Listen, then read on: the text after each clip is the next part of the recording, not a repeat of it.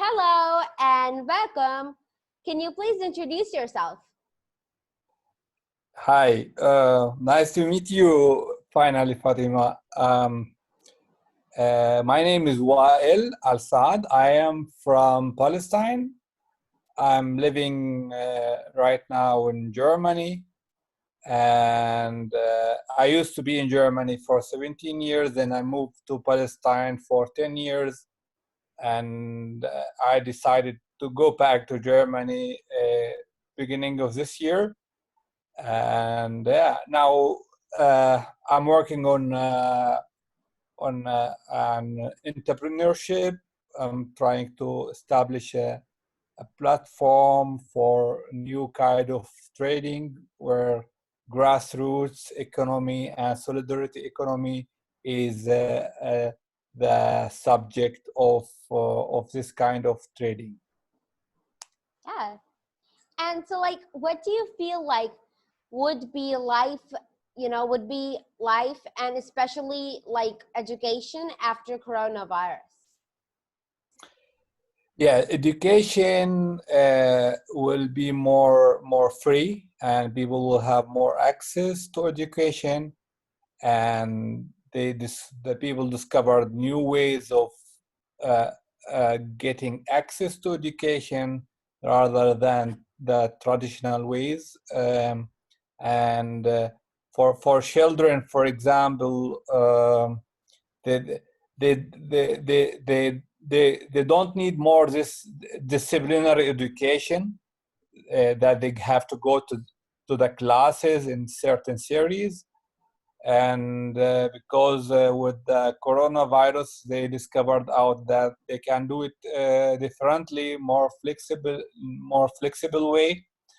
And for the elder education, I think it was also very good experience, that the access for education is now more recorded, that the people, they can go ahead and check the lectures online whenever they have time for that, so they can work and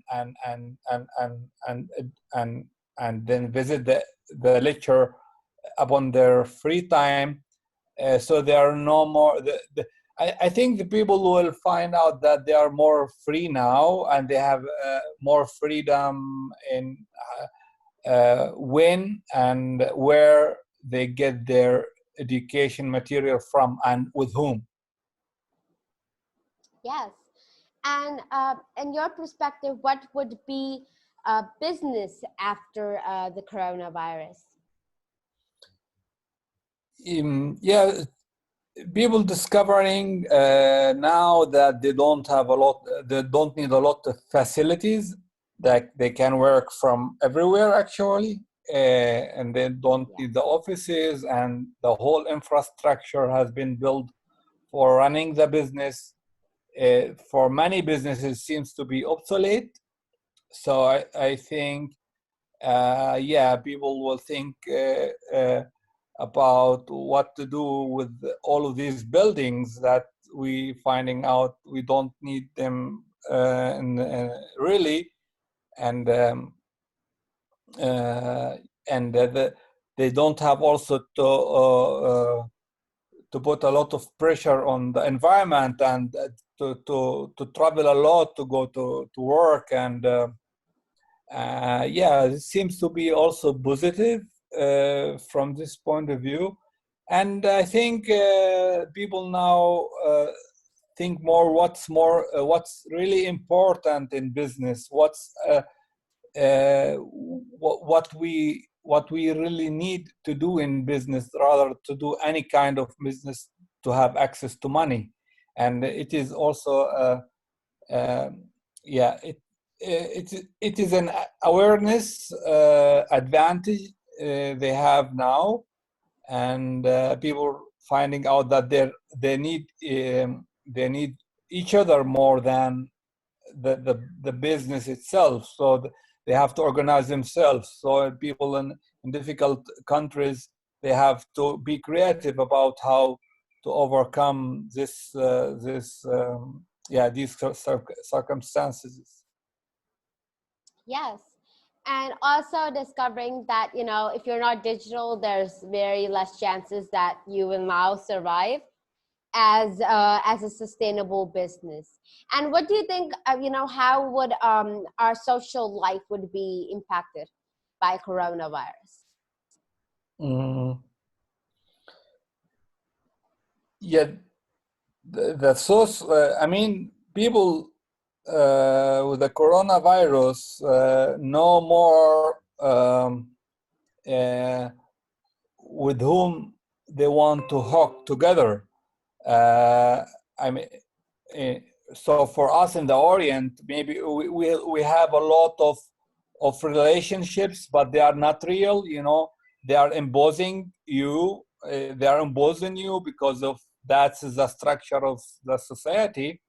And with the limitations we have through over the corona crisis, we found out that these relationships are snobs. They are like they are not useful, and I this will make people think more about how to use their time instead of just being in this obligation that the society is putting on you.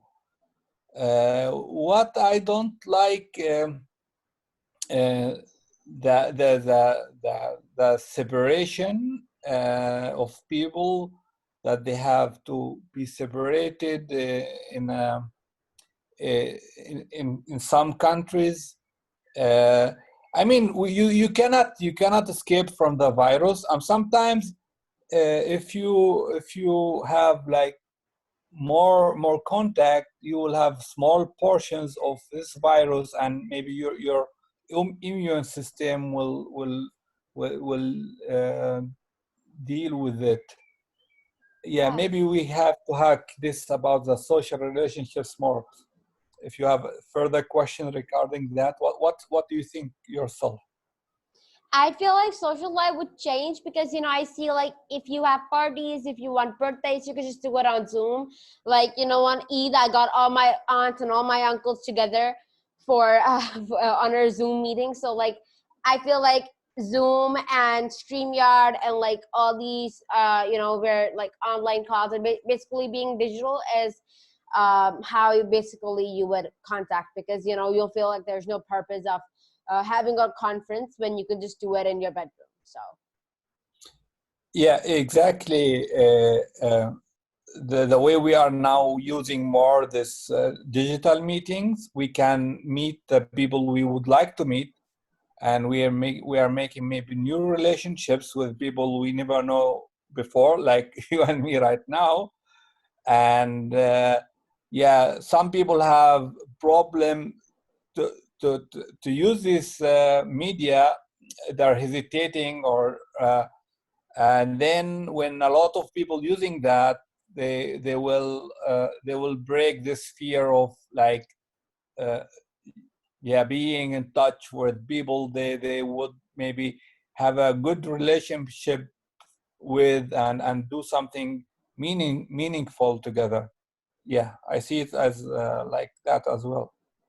yes, and there actually could be some jobs or businesses that would go down in this process of being digital, like even planning and even planning and even management maybe would go down, because if you hire an even manager for your conference, there's no use of an even manager when you're having it on Zoom. All he could do is make a link for you that you could make yourself pretty easily. Yeah, I think people will now think more about, as I said, about more meaningful work. And for people in developing countries, they will maybe invest more time in tilling the soil, and producing their own food, and to build their own resilience, rather than yeah doing any job for just having a job. uh, and yeah, we will know more which kind of work is important for us as a society, rather than doing any work for money. And I think this is something positive. Yes, that's so true. Thank you so much, sir, for coming and sharing all those thoughts and all that information with us. And inshallah, I'll see you soon again. Inshallah, you are welcome anytime. Thank you Bye. so much. Bye.